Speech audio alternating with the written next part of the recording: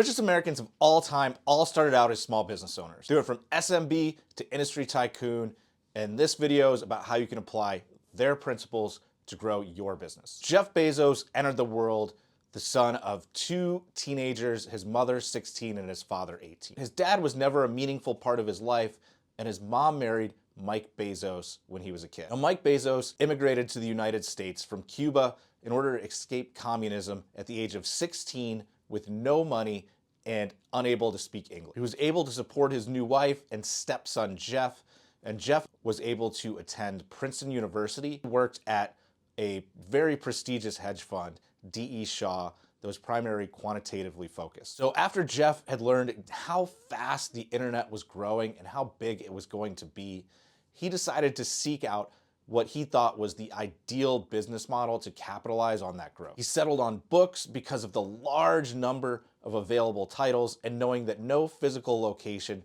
could stock over 100,000 different titles, making this perfect for the internet. Books were standardized, each title was the same, and shipping was relatively easy and shipping costs were relatively affordable. Now, his plan was never to be a bookstore, it was always to be the everything store.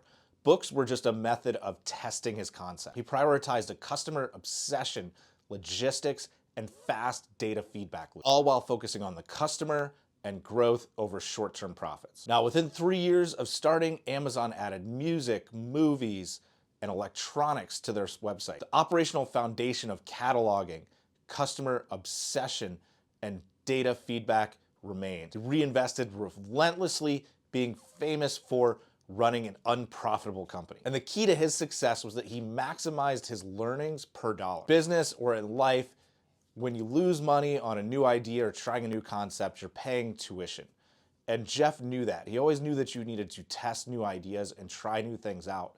But you needed to minimize the costs when you were wrong to minimize your cost of your learnings. And he says that the way that you do that, you should pick an industry where the demand already exists. You don't want to be training new customers on what your product is and why they need it. You want them to already want your product. Rigorously collect data and constantly refine your product, creating a barrier that's going to be very hard for others to follow. Now, you can do this by following measurable trends, start narrow, and then once your concept works, reinvest relentlessly. So this is really just finding the ideal way to test your concept and be very narrow and focused with that test. Because if you start bringing in too many variables, one, it dilutes your tests because you don't know what was successful and what wasn't within that test. And it's just cheaper. And then once you've proved your concept, relentlessly reinvest in it and watch it compound. Follow us for more on how America's small business owners became